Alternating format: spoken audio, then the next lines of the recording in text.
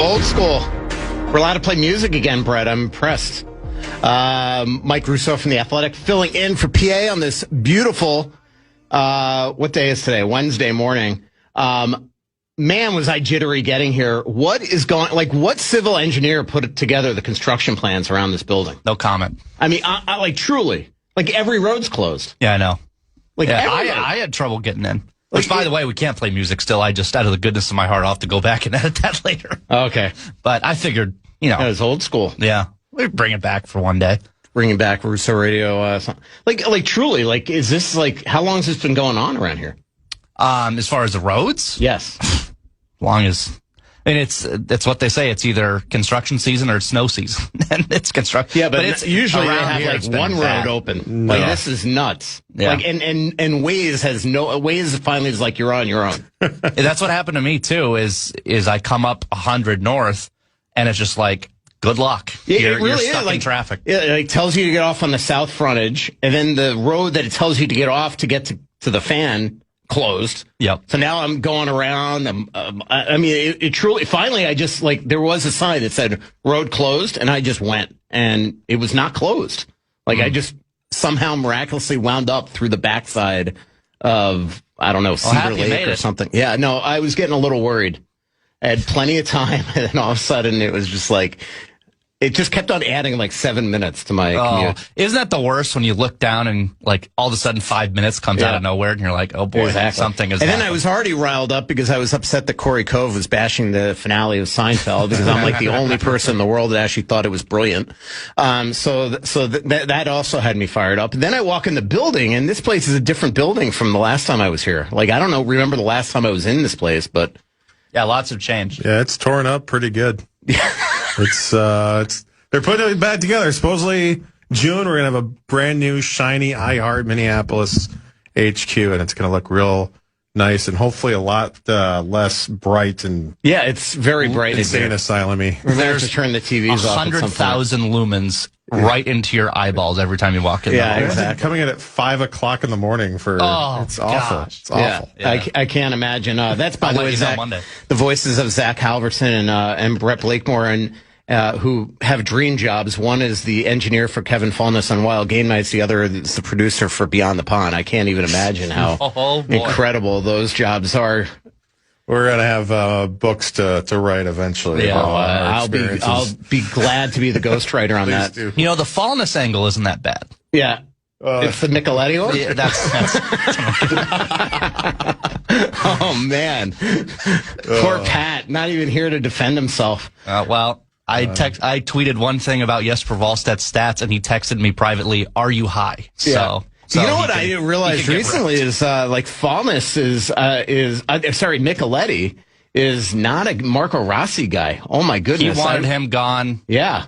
2 years before he actually So I had no idea this, and then I sit down in the press room, the season finale, and he's sitting with Dylan Laux, and they're getting into it on Marco Rossi. I couldn't believe that Pat could not like Marco Rossi, who was the biggest Tyler Ennis fan in history. So I thought that was pretty interesting.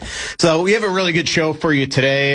We are going to have John Krasinski in here the last hour, talk a lot about the Vikings and the Timberwolves, maybe talk about Beaumont, Minnesota sports, and just how we can't ever get anything nice, or at least to sustain success deep into the playoffs. We'll have that. But Bill Guerin's coming on around 10:30. Mark Lazerus from The Athletic. He's covering the first 4 games of the Western Conference Final. Then I'm taking over for him for Game 5, and then I'll be covering the Cup Final as well. He'll be coming on from Denver. We'll talk about the start of tonight's Colorado Avalanche Vegas Golden Knights game series. I'm sure Wild fans will love to hear about the Avalanche moving on. Chris Johnston, Athletic National Insider, will be coming on with me. We'll be both covering the Stanley Cup Final as well. And Mike Maniscalco, the play-by-play voice of the Carolina Hurricanes. Hopefully he doesn't get paid by the game because they've only played 8 games in the last 38. It's crazy how long Carolina's had off with 2 back-to-back sweeps. So we'll be talking about that. And you guys are the biggest Wild fans I know. Where do you want to start with that? It's the $1 million question. Box of chocolates that is. What are we going to... How do we get Game 3 to be a consistent thing throughout the playoffs next year. How do you get that out of this team? And yeah. I don't know what the answer to that is. I don't know if you both heard this, but it was kind of subtle in John Hines' answer to your point, Zach, at his end of the year presser. And I know that Bill Guerin's beating himself up over this too. But this is something all year long that I was making a big stink about on the podcast, in articles, and players would fight back on me. And then John just volunteered. Speaking of tough jobs, that podcast. Yeah, I know. Yeah, seriously. I can't rip Lepanties across the ocean right now. But there's an MO with this team that they come together for these huge emotional victories in the regular season. And then if the next game is a team with no juice, an Eastern Conference team, a team way, way below it in the standings, they just absolutely lay an egg.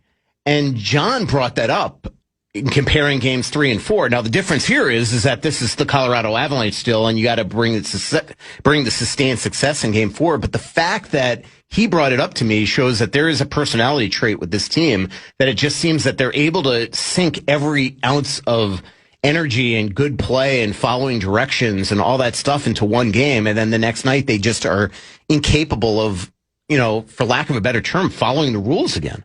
And, I remember I asked Bill Guerin about how he was doing after that game 5 meltdown, and he was more pissed about game 4. And just the fact that they showed every ounce of how good they could be as a team in game 3. And then game 4 in front of its fans again, had every ability to go to Denver in a split series, just lay an egg at home, and yet still somehow found itself tied in that third period and still wound up losing. Yeah, I mean, I don't know. Again, where does that come from? How did that become the only one of the few consistent things about this team is, coming out of those that. When you talk about the brain fog that they came out with in game 4, and there was just absolutely, like they completely forgot how to play and compete. Really, that was the problem. It's one thing if you mess up and here and there. And then, by the way, not only did they come out with that horrible effort in game 4, they still had a chance. They still gave themselves an opportunity. There were still bits and pieces there. They kept it close, and I guess that was the most frustrating thing about this team, is that even when they weren't playing at the level that they had shown and proven themselves to be at, they still were in it, and they just, all it took was just winning a few more puck battles, just doing some of the basic stuff. And how do you? When it comes to college or high school or whatever, youth hockey, it's like, well, they're kids, whatever. But like when you're professional athletes and you are, have expectations, especially the expectations that this team had this year, how does a team like that go from, like we said, game 3 to game 4, and then even first period of game 5 to the rest of what we saw in game 5. I just, what shocked me about that game, and it really is a fine balance, because obviously you have guys on the third and fourth line that are willing to play that style because it's the only way they can really play, right?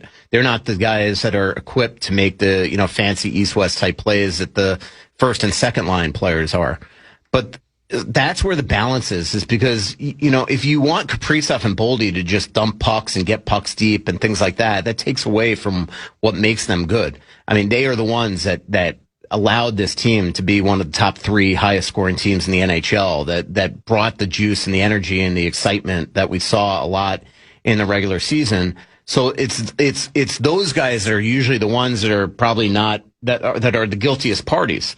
Mm-hmm. But then you see the last 5 minutes of the third period, and they have nothing to do with that. Mm-hmm. That's Hartman and Foligno and Middleton and guys that should be playing meat and potato hockey that are not getting the puck deep on an icing or trying to make a fancy play inside the blue line and turning it over to Landeskog and things like that. So I don't know. There's just something about, like, it's hard to rip them when they have another 100-point season and when they play so well against Dallas, and you are playing the best team in the league in the second round, that where you could realistically say that if they get past that series, that they could find themselves in the Stanley Cup final. But yet there's still personality issues with this team, or culture issues, that just seem to always rear its ugly head at some point in the playoffs. And they really have to diagnose what the problem is, because they're likely going to come back with these same largely the same core again. Well, the weird thing is you say there's personality issues. But then what we hear all throughout the season is, boy, this locker room's just full of great characters and great leaders and everything. We hear that all the time. And then when push comes to shove, it's a mental lapse. It's not playing the game the right way. It just feels like that leadership that we hear about for whatever reason, or that, emotional maturity just goes away in the playoffs. I think that's what it comes down to. Is it's just making the simple plays in the playoffs. It's not that these guys are bad guys or don't want it as much as Colorado or intentionally. I did find it interesting. I'm going to talk to Johnny Athletic about this in the final hour. It was really interesting when you listen to Bill Guerin, he basically says they are not following the game plan. And then you listen to, at the end of the Wolves series, some of the players essentially saying the same thing. Like, that is a problem. You have two teams on each side of the town that are essentially, given a game plan, and they're not following it to a T on an every game basis. And the problem is that the game plan has proven to work, has proven itself to actually be something that they could do and pull off and be dominant in when they play that style, but then they just can't do it consistent enough. I don't know if it's too hard of a game, but it's not that these guys are bad guys. I mean, it's still a really good room, but there is something about the maturity when it comes to the crunch time of these games that they're not able to execute to its fullest. I mean, Marcus Foligno should not be, trying to a fancy play just inside the blue line with 3.5 minutes left. It was a minute and a half left of that game. And if you're a pickup truck, you got to play like a pickup truck. You can't play like a Ferrari. Exactly. You know what I mean? You got to play like a. So to me, I just thought the overall sentiment I had coming out of that was I thought we were just outmatched. Did they have chances to win games? Absolutely, but Colorado has 3 centers that would be the Wild's top center. Yeah, and that matters so much, especially. I mean, imagine Kaprizov. What's really funny? They might have 4. If you think about it, you could probably put Jack Drury in the middle of the Wild. I know. And Ryan Hartman's a good quality NHL player. He's not a top line center. Yeah. And I understand Kaprizov likes playing with them too, but imagine if the Wild went out and did the big swing for the big fish and got a top quality. I'm going to name a random name out of the ether. Austin Matthews. If they went a random name. Imagine if that happened now. You've got Matthews, Kaprizov, Zuccarello on a line, or Matthews, Boldy, and name third winger here. Imagine if they got Jack Eichel back in the day, If only someone would have campaigned for that for you're going to get another months text. on end. Here we go. Get another text. No, I'm not under the influence. Not happy to hear that. He called me Jack for months as if it was a rip. I was right. They should have. But he had, a knee injury? No, they scared him off? Yeah, ankle? he had a neck. Neck. It wasn't, they weren't scared off. Really? I mean, there was a great story at the Olympics when Jack Eichel was actually talking with Bill Guerin, and basically Jack's I wish you guys would have come after me, but I know you were afraid of the neck.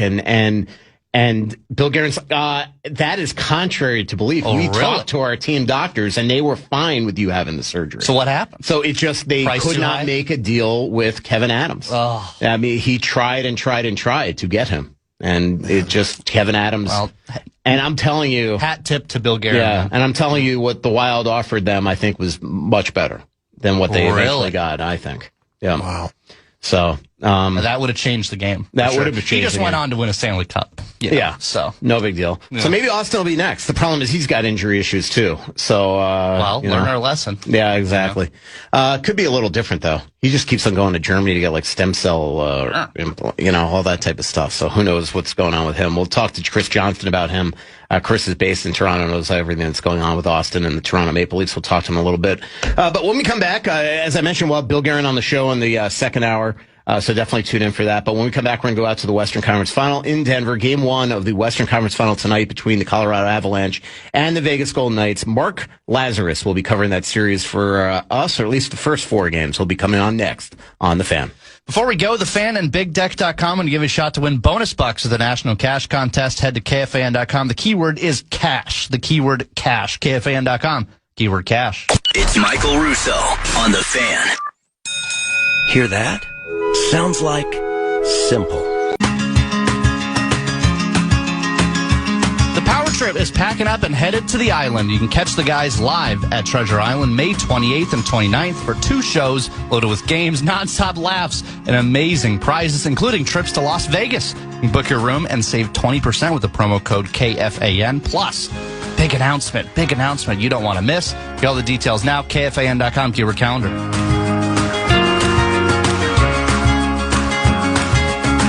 Michael Russo back here on The Fan. Filling in for PA on this beautiful Wednesday morning. Bill Guerin's still to come. Chris Johnston still to come. Johnny Athletic will be in studio as well. Love Mike Maniscalco on. But let's go out to Denver. Game 1 of the Western Conference Final tonight. Colorado Avalanche versus the Vegas Golden Knights. And what a busy day yesterday as Kelly McCrimmon held a little news conference. Mark Lazerus, who covers the Chicago Blackhawks for The Athletic and does a bunch of national stuff. You probably read his work during the Dallas Stars Minnesota Wild Series and the Avs Wild Series. He's out there covering the beginning of the Western Final. Mark, how you doing? I'm doing well. I'm beloved out there in Minnesota. You know that. Yeah, you are. You're the biggest Brock Faber fan now ever, though. You changed your ways. Yes, I hated him so much as a rookie. I was so down on him. You didn't love my plus-minus jabs at Connor Bedard, so you took it out of Brock.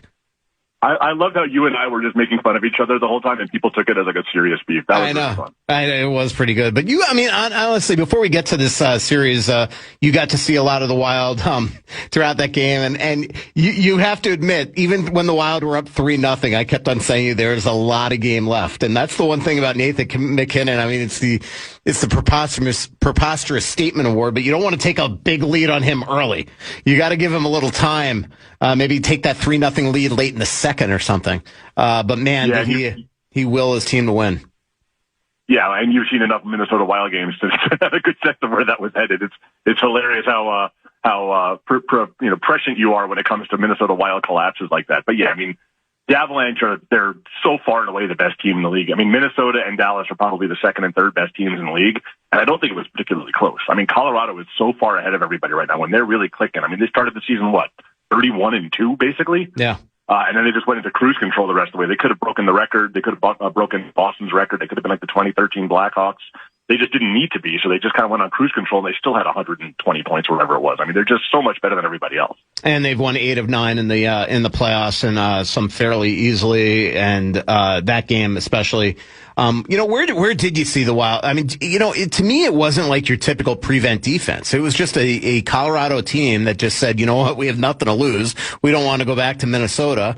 And they just absolutely came out and just put the hammer to the Wild. And what was weird about it is at the beginning of the third period, the first 10 to 15 minutes, the Wild actually defended really well. It was nothing like we saw in the second period, and yet they still melted down.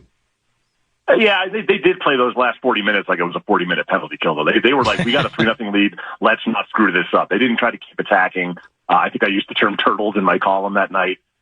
They did play a bit of a prevent defense. There were moments, but they were still just trying to get the puck into the neutral zone, regroup, get it changed. They weren't really attacking in transition. They were sitting back on that lead and just counting down the minutes. And you can't do that against Nathan McKinnon and the Avalanche. Absolutely. And, as you said, the Wild played a 40-minute penalty kill. And as you joked in your column, they're not good on the penalty kill. So it's not probably a great exactly. way to play. Nathan McKinnon, have you ever, I mean, you've covered the greats in this sport. You covered Kane and Duncan Keith and Jonathan Toews in their heyday. Nathan McKinnon, have you ever seen somebody dominate the way that he can? Well, it's different. Like, Jonathan Toews and Patrick Kane, those guys they're all world players, right? But they weren't like ever the best player on the planet the way Nathan McKinnon can be. So I think McKinnon has that same killer instinct, that same just like unstoppable drive of a Jonathan Toews, but he mixes it with like a skill of a Patrick Kane, but also with the all-around play and strength of a Marian Hossa. Like he's like this Voltron of super talented players. He's got the attitude and the skills and the strength. We've seen very few people like that. Like Connor McDavid is the most talented hockey player that's ever lived. I don't think there's any question about that.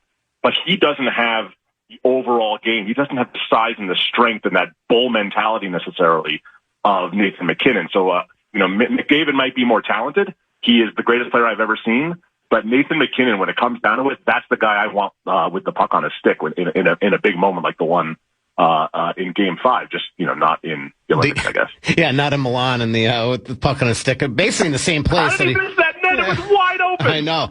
I think the reason why he missed it is that he didn't have a goalie there. He needed like an actual goalie there just so he could pick his corner exactly the way that he did on Jesper Wallstedt. We're talking with Mark Lazerus of The Athletic. He's out in Denver covering the Western Conference Final with us. Jesse Granger for The Athletic, so definitely read their coverage. Mark is I think one of the hands down best writers that we have at The Athletic. He's so talented, and it's amazing watching how not only prolific, but how quick you can write, after a game. So, it's always fun to read your work. When you look at that team, I mean, it was a bad matchup for Minnesota, especially when you have two of their best defensive players, obviously with Joel Eriksson and Jonas Brodin out of lineup. They are as deep as you get up the middle. With Brock Nelson as your 2-hole, Kazim Kadri as your 3-hole. You got Waugh there, you got Drury there. They got a bunch of guys that could play center that aren't even playing center. But suddenly with William Karlsson healthy and if one team could maybe match up against them, it would be Vegas. How do you see this series lining up? I agree. I think that Minnesota is a much better team than this Vegas team, but Vegas matches up better with Colorado just because of what you said, that strength down the middle. I mean, there's obviously, you can't have Ryan Hartman as your number 1 center, and you can't have Michael McCarron as your number 2 center and beat the Colorado Avalanche. But with Karlsson back and Hurdle at 3 center, Dowd at 4, there's just talent all over this lineup. And obviously on the wings, you've got Mitch Marner and Dorofeev and Barbashev. There's so much talent on this team. I still think it's Colorado in 4 or 5. I really do. Like, there were significant stretches of this season where Vegas was awful.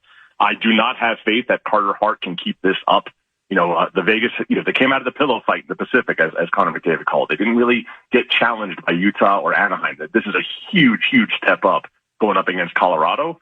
And I can't see them hanging with Carter Hart in that. And let me be clear, I don't really trust Colorado's goaltending either. Scott Wedgwood's a lifelong career backup, a nice guy, great story, but he's not been this guy for an extended period of time, and neither is Mackenzie Blackwood. That seems to be the case around the league, is all these goalies that you can't really believe in right now in this Final Four.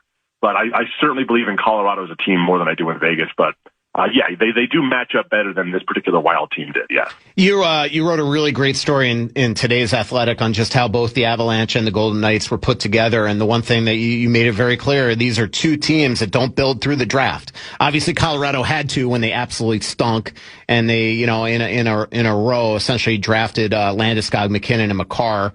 They did it perfectly, by the way. They would have like a 48-point season, then go get a superstar. They have make the playoffs, and have a horrific season, go get McKinnon. And they did it like the way that you kind of want to do it. But in the last several years, all they do is trade their first and second round and third round picks. Kind of like the Wild, only they actually won a cup in 22. Vegas, similarly, no first round picks in 22 and 25, none in 26 and 27, no seconds for a slew.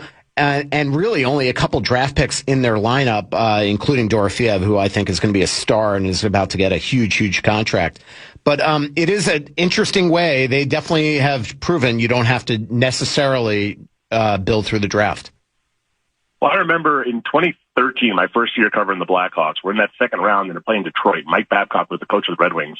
And he was talking about the way the Blackhawks have kind of burst onto the scene after so many years away. And he said, toward the end, they lost the right way. And what he meant was they maximized their bad years because they drafted Taves and Kane back to back, right?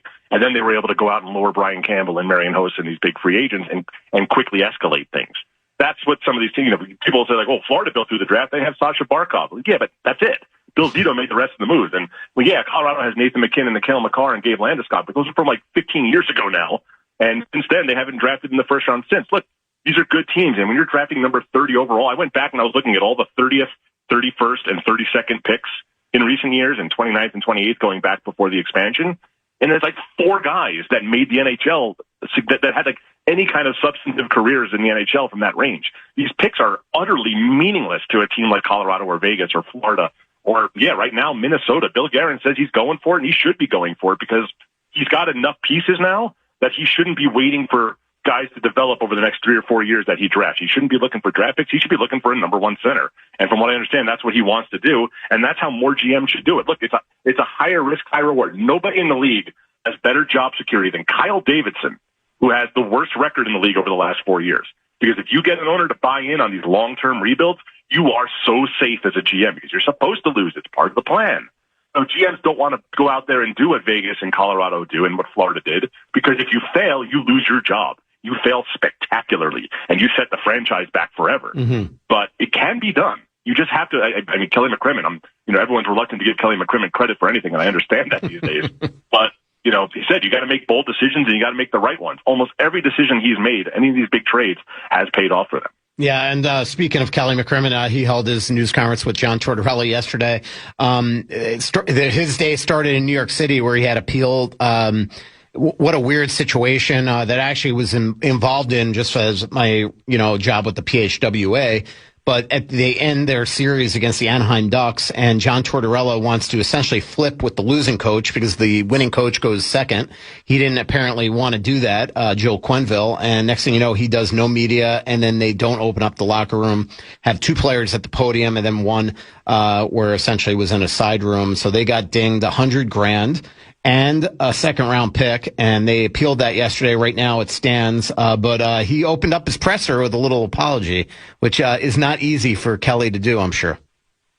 I don't think he ever actually used the word sorry. He did say we were wrong and it won't happen again. I don't think he necessarily apologized directly. It was a good statement, but it was just really funny that he ends the statement with, John and I will not be taking questions on this. The whole thing about, we will not never let this happen again, and we will talk to the media now, and you will not ask us about this. How funny was it how uncomfortable John was during this? Like, first of all, he basically blamed John. And John's rubbing his head. At one point, he goes, that's on John. I'm like, oh my God, he's going to throw him under the bus. And then he said, and that's also on me. I'm like, oh damn, it would have been really fun. That was funny. And then the other thing they talked about is this fascinating thing where they fire Bruce Cassidy. It's in their rights he's got term left on his contract, to not give permission other teams to talk to him. Other teams clearly want to talk to him. Toronto, Edmonton, and the Los Angeles Kings. And at this point, he has not given permission for anybody to talk to Bruce Cassidy. This is kind of unprecedented in the NHL to not allow a coach with term to talk to another team. Again, it's in his rights. I do find it funny, this whole, it's a distraction during the playoffs thing though, right, Mark? I mean, it is not a distraction. You're literally just saying, yes, you could talk to him. It's an email. It's literally an email. That's all they have to do is send an email. And instead, the distraction, this has gone on for like a week now where it's been a distraction because they won't give permission. It's so small and petty of them. Like, I get it. You don't want Bruce Cassidy's a good coach and you don't want him going to a division rival, but that's just not how this goes. You fired him. Let him go. This is so petty to basically hold him hostage like this. Just for reasons. Like, there's no plausible explanation. There's no way they're going to make him sit out a full year. There would be so much pressure applied to them. They would have to let him go. They're just being petty. And like you said, it's unprecedented. This just isn't how it works. You fired a guy with a Stanley Cup winning coach with 8 games left in the season. And hey, another bold decision that worked out. Yeah. John Tortorella is working for whatever he's doing there. He won't say, but it's working. They're in the conference final, and they were a team that almost missed the playoffs this year. So credit to Kelly McCrimmon. He made another right decision. But let the guy go, man. Like, it's baffling. Like, they don't want it to be a distraction. They're focused on the playoffs. It's 300 times the distraction it would be if they just sent that email. Yeah, exactly. And maybe they'll give permission to Toronto and get him out of the conference and not to Edmonton and LA, who's in their division. Who knows? Who knows the exact reason, right, Mark? Because theoretically, I always find it funny because you never fire a coach. You relieve him of his duties. But technically, he's under contract. Like, what if they came up to him after the playoffs and said, you know what, we're going to reassign you back to our coach? He kind of has to do it. Maybe that's the end game here, is they want a little flexibility to make him the coach again. Who knows? I just wonder if Cassie's going to start looking for legal avenues to get his contract canceled. Like, hey, I don't want the money. I'm going to get paid more money if I go to Edmonton right now. Just let me get out of his contract somehow. Yeah, and maybe that is their goal. Maybe that is their objective here. Get completely out of the contract. But they don't have to pay him if he goes to Edmonton. That's the thing. It doesn't make any sense. But there's always the thing where you got to pay a little part of it. Like, if they say that, hey, we're going to give him $3.5 million, and now suddenly he makes $5 million, you have to give $1 million. Maybe that's their goal here too. Foley can afford it. I know. Come on, it's ridiculous. He'll just take it out of his cattle ranch in Montana or something. Just finally here, Mitch Marner, talk about somebody that's resurrected himself as somebody that was not supposed to be a playoff player when he played for the Toronto Maple Leafs. Now suddenly he's having just a sensational postseason. If Vegas wins the Cup, he's probably their leading contender for the Conn Smythe right now. What do you make of his postseason, and how do you think he'll be effective in this series? Is there an objectively funnier outcome to this hockey season than Mitch Marner winning the Conn Smythe Trophy in Vegas? Oh, it would be amazing. There would be nothing funnier that could happen. It would be amazing. Gives me every reason to vote for him. Here's the thing. Like I've always thought the Marner story was overblown in Toronto. He was pretty good in the playoffs. It was not like he disappeared, and it's not like he was the only one who did it. He just seemed to get the blame more than other players did. And I don't know if that was because of his contract or what, but Mitch Marner was number one on my Selke ballot this year. This is one of the best all-around players in the world, and he was one of the best all-around players in the world in Toronto too. He was a regular on my Selke ballot. I think honestly. I talked about this on the Athletic Hockey Show on Monday. It's like, I think the vibes have so much to do with this, right? Like, if you're in Toronto in the playoffs, the weight of the world is crushing you. And I know these are the mentally toughest people on the planet, professional athletes. They don't feel that. Yeah, they do. They're human beings. And in Vegas, whatever, man, nobody cares. Nobody's watching. Nobody's listening. There's no pressure. They've already won one. And he comes into this team that's like loaded with guys who won the cup, who won gold medals, and he can just go out there and play and be the best version of Mitch Marner that he is and not feel the weight of the world. And it seems a little silly to talk about, but I think just getting out of Toronto has made him a better player in the playoffs because it's really difficult to be a Toronto Maple Leaf in the playoffs because Toronto is an insane city. Yeah, and it's a great thing. Chris Johnston's coming on next, and that's one of the biggest questions I'm going to ask him. Like Austin Matthews, is he looking at this right now and being like, maybe it's time to get out of here? Because I know that Chris thinks he's going to give him another year. But if I'm Austin and I'm watching this, I'm just like, you know what? Get me out of there. Like it's time. Move on. And you tell John Chaika that and let them get to work on trying to trade him. And I think the Connor McDavid situation is a little different. I don't think Edmonton's quite the same as Toronto. And obviously McDavid's been to 2 straight Stanley Cup finals, so he knows that he can win there in theory. But I do think that he's like, man, I'm like in LA or something. This might be a lot easier. Absolutely. Hey, Mark, enjoy, get over to the morning skates. I know early game for you out in the mountain time, but enjoy the conference final. All right. Thanks, Mike. That is Mark Lazerus, athletic extraordinaire, one of the great hockey writers out there. You got to read his work over at The Athletic, and you can follow him on X at Mark Lazerus and Blue Social as well. He'll be covering games 1 through 4 of the Western Final with Jesse Granger. Then I'll be joining Jesse and subbing out Mark in Game 5, as long as it's necessary, Games 5 through 7, and then I'll be covering the Stanley Cup Final with my next guest that will be coming up after the break, Chris Johnston. This is Mike Russo of The Athletic. We'll be back here on The Fan. Minnesota's home for the Western Conference Wemby jump hook in. The Fan welcomes some great shows to Mystic Lake Amphitheater. The legendary Bob Dylan will be there July 6th, Motley Crue August 21st, Santana and the Dewey Brothers August 27th. Get complete details on all of our upcoming shows on the concert page, KFAN.com. Keyword calendar.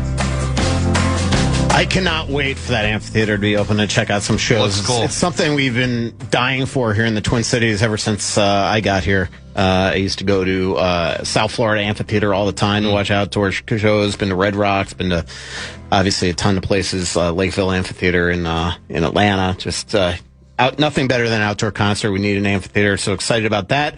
Also excited about my next guest is Michael Russo from The Athletic. Very happy to be joined by one of our great insiders at The Athletic, Chris Johnston. You can see him throughout the season, also on TSN as well, up in Canada, inside trading, all that great stuff. How you doing, man? How's the little one? I'm doing good, bud. Just keeping busy, not sleeping through the nights, but enjoying the playoffs. Life's good. Yeah, it'll be awesome. I'm looking forward to covering the Stanley Cup Final with you as well. That'll be a blast when we get back together with Pierre LeBrun. We missed you at the Olympics, that's for sure. And you got your finger on the pulse up in Toronto. What an eventful offseason it's already been with Brad Treliving being let go, the hiring of John Chaika, now the firing of Craig Berube. What's going to happen next with Austin Matthews? Where do you want to start with that saga? I mean, it's a choose your own adventure, isn't it? You kind of summed it up nicely. And in addition to the things you mentioned, they're restructuring the front office. People that maybe don't get as much pub, but certainly important members of the front office have been gone as well. So, there's a lot on John Chaika's plate, but it's pretty clear he's got one mandate in all this, and that's to try to deliver the Leafs back to, respectability in short order. I don't think there's much patience at an ownership level for this team to finish near the bottom of the standings as they did this year. And, I don't know that it's an easy job for them to do. And so I think everything this offseason is clouded in that perspective that they want to be in a playoff spot next year. And to that point, I mean, how do you do that if there's a potential that Austin Matthews might say, you know what, it's time? I was just talking to Mark Lazerus right before the break, who's covering the Western Conference Final for us, CJ, and he was talking on and on about Marner and how hilarious it is that this guy's, if Vegas wins the Cup, might be their Conn Smythe winner. And, we were joking that maybe Austin Matthews sitting there like, maybe the grass is greener getting out of that small little bubble and going somewhere else. Where do you think that goes? Because if the mandate's to win, usually trading Austin Matthews is not the best way to reach that mandate.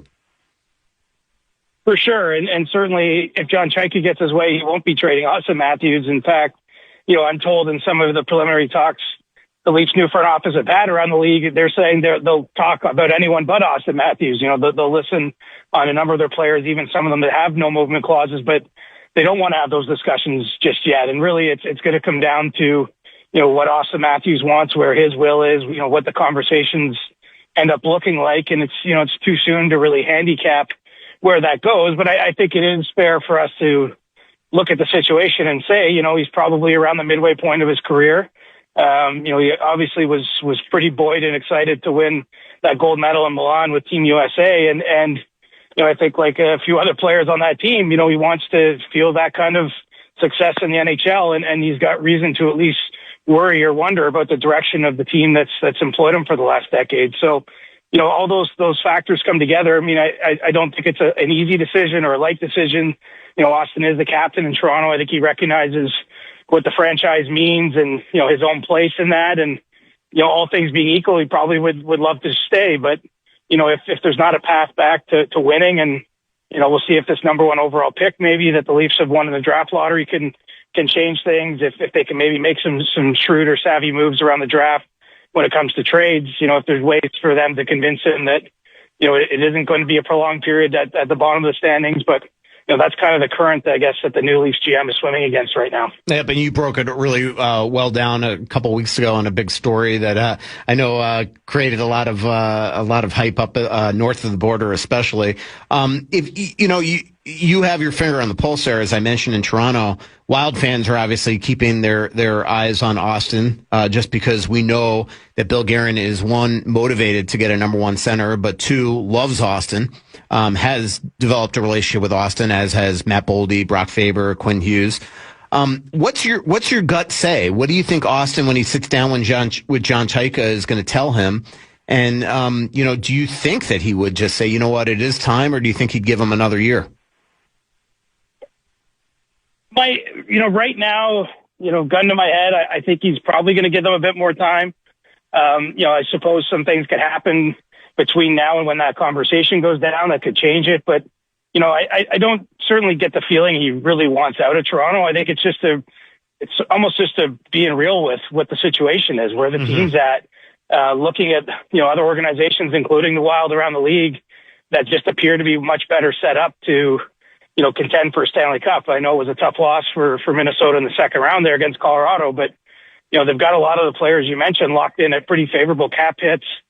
It's a place that, I think is, in really the span of 12 or 13 months, Minnesota has become much more of a destination around the league for players to want to be part of something like that. And it's a testament to, the moves that Guerin's made and the steps forward the teams took this year. So, I do think all this factors in, but ultimately, if you're Austin, I mean, just because you maybe have a conversation this offseason and say, look, I'm willing to come back and give it a try and see what changes we make this summer. But, if the Leafs are way out of a playoff position in December or January, I mean, there could be a Quinn Hughes 2.0 situation, right, where we're talking about him getting dealt next year. So, even if he does stay on in Toronto through this offseason, it's not a commitment for life. It's not a commitment even for the remaining 2 years on his contract. And so I think this is going to kind of go in phases and steps. And, as of right now, he hasn't even sat down face to face with the GM yet. So it's still a little premature to handicap the entire thing. We're talking with Chris Johnston of The Athletic and TSN. And Chris, you make a great point there, because I do think the Quinn Hughes, I think as Wild fans here, they're all expecting that Bill's going to try to do that this offseason. But what Bill showed last year is that if you can't make a move in the offseason, you can make a move still in season. And I do wonder if players like Austin, Brady, and other players, like we used to always say that free agency in the NHL is really the year before you become a free agent because that's when you're extension eligible. But I do start to wonder if teams are going to want to know a couple years ahead of time the way that Quinn did it, and then it gives them time to react and actually go and, like Vancouver did very, very well, get a significant haul. And I think that works for both teams. Like if I'm Ottawa, I have that conversation with Brady now. What are you thinking? Are you not re-signing here in a year or two? If you're not, let's start the process. And you kind of wonder if that's going to eventually happen with Austin as well. Yeah, I mean, look, it's tough to get, maximum returns with players that have no movement clauses because they basically control their situations. That's where Austin Matthews is. But and Quinn didn't have that. For us to opine that the Leafs are going to get more for him if they were to trade him in the next, say, 6 to 8 months than if they trade him a year from now. I mean, right. if a team that's acquiring him is getting him knowing they're going to have at least 2 playoff runs with him and obviously the first opportunity to try to extend him to his next contract, I think that has more value than if you get into a situation where he's entering the final year of that deal. So, I mean, it's not a situation the Leafs even want to consider. I mean, I think right now, all the talk in the Leafs front office is how do we get competitive right away? How are we ensuring we're the place that Matthews signs his next deal in and he retires as a Leaf and he's our guy for life? But, the truth is it does hang somewhat in the balance in this moment because of, just the way the competitive windows go. I mean, it's hard to stay on top. The Leafs never reached the top of the mountain, but over a decade, they won, I think, the 5th most games in the NHL. So, they appear to be entering a down cycle and they're trying to push against it. And, it's a really interesting time. You got Matthews in this situation. Obviously Connor McDavid, I would expect he'll be back in Edmonton next year, but we're going to be kind of focused on the same type of pressures that the Oilers face. And, you could have some pretty big players moving around the league here in the next short while. Yeah, exactly. It is interesting. I mean, you do our free agent and trade boards at The Athletic. Obviously, I read your free agent board the other day. The one thing that is extremely clear on there is that you have one center listed. So that's not the place where you can go get a top center. Obviously, Malkin still had a really good year this past year, but who knows if he's ever going to leave Pittsburgh in 2. He's ancient at this point, so he's not your prototypical guy that you're going after. You're working on your trade board now. Without giving away all your scoops, are you able to throw any other names that you think could be potential number 1 centers or one, in Minnesota, a third line center might be the number 1 center here. So, I mean, any big names that you, that you see on that board besides like Vincent Trocheck and Austin that you might have on there? I think probably the closest to a number 1 center might be Robert Thomas in St. Louis. And, that's not a new name in the trade talks. There were discussions about him from a number of different teams ahead of the trade deadline.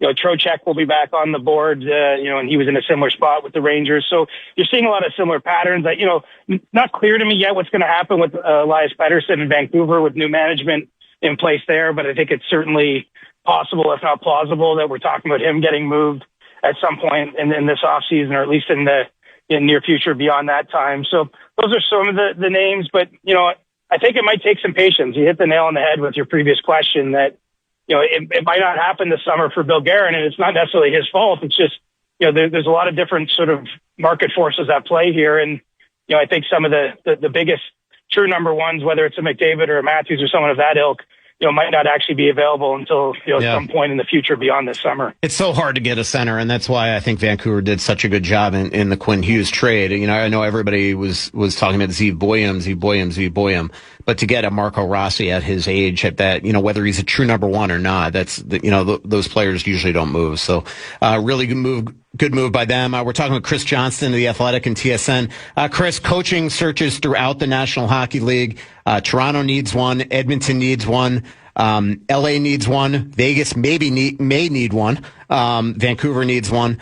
And obviously Bruce Cassidy hanging in the balance because he's not allowed to talk to anybody as of yet. Where do you see things going? I saw you reported the other day that Berube is going to be interviewing in Edmonton. Where do you think, if you kind of go one by one, what do you think is going to happen with these teams? Well, what's interesting is it doesn't get the feel that they're all competing for the same type of thing. I mean, it's not the way it is sometimes where it's 3 or 4 teams chasing the same 3 names. I mean, I think that there's different circumstances the Oilers have been pretty clear. They're looking for experience. They're looking for someone who's won a cup. I don't think it's a mystery or a secret to say that Bruce Cassidy would be their top choice if they could get him. But, right now it's not clear if they're ever going to get a chance to talk to him in the next year. So the question there is how long are they willing to wait and maybe let this thing play out and see if Vegas ends up relenting and granting permission or not. If not, that's where guys like Craig Berube come into the mix because he's, unemployed at the moment and fits that criteria. I think Peter Laviolette can make some sense there. With Vancouver, I think they have their guy in-house. And the biggest reason to move off Adam Foote as they did yesterday is with Manny Malhotra, having coached the American Hockey League team the last couple of years. They won a Calder Cup last year. He's someone that I think would have had some interest out there, especially from a team like Toronto. And I would expect that you're going to see him in relatively short order get the promotion within the Canucks the way, Brian Johnston, who was their AHL GM, has become the NHL GM. It just seems to make too much sense that that's where that will go. I think the Leafs really are wide open on what they're going to do. They would be willing to maybe talk to a Cassidy if they get a chance, someone with a lot of experience. But I think, they've obviously been linked to guys like Malhotra or Jay Woodcroft, who was an assistant with the Anaheim Ducks this year, David Carl at the University of Denver. I think that they're certainly open-minded about what the next head coach looks like. It doesn't have to be someone, I don't think, in their mind that has NHL experience. It doesn't mean it can't be, but I do think that they're, maybe looking for a different kind of candidate. And then LA, we'll see. They've tried to get to Cassidy's door, one of the teams that so far haven't had that door open. I don't think it's out of the realm of possibility that DJ Smith, who finished the year as their interim head coach, ends up getting the full-time job there. So, there's kind of a weird off-season with still so many of these jobs unfilled and with the way these searches are going and the whole Cassidy issue looming in the background. I mean, it might be a little longer yet before we start seeing more hirings happen in the head coaching positions. I bet you Andrew Brunette would love Nashville to make a GM hire so he can know his future so he can get in on one of these other jobs. Like if all of a sudden he's out. I mean, can you imagine being Bruno right now? It's just, it's crazy. I mean, that they have not hired their GM, but clearly that guy must be maybe part of one of the Final Four teams. We'll see. Hey, CJ, the sense is that's the case. Yeah, exactly. You hearing the Carolina assistant GM?